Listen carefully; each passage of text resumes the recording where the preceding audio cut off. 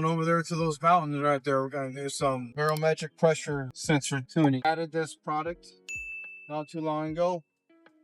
Right there to the left of the ECU is the barometric pressure sensor, and we are monitoring that inside the cabin area.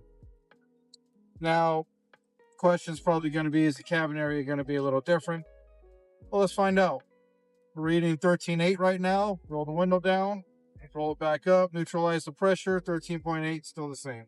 So yes, the cabin area is somewhat sealed but not pressurized. So what this is going to do is allow us to do a correction based on barometric pressure. Why is that important? Well, barometric pressure changes with elevation. So we're going to go from approximately 700 foot to way up there, 7,000 foot elevation. What that's going to do is help so that the computer doesn't have to work so hard on the short-term fuel trims, doesn't have to work so hard to maintain our target air-fuel ratio, right?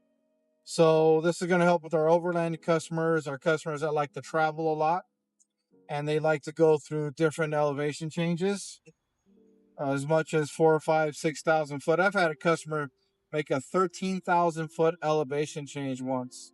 I had to make a correction at about 9,000 foot. So the computer can make short-term fuel trim corrections, but we're trying to minimize the amount of corrections that the computer has to do. Don't let it work so hard, and let the barometric pressure correction do half the job for it. Most of the job, actually.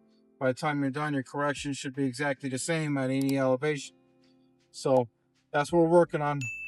Keep you guys posted. Stay tuned. Thanks. All right, so we are on the Wallapai Mountain Road, and we are climbing an elevation, 4,000 foot. That's where we're going, over there in the distance.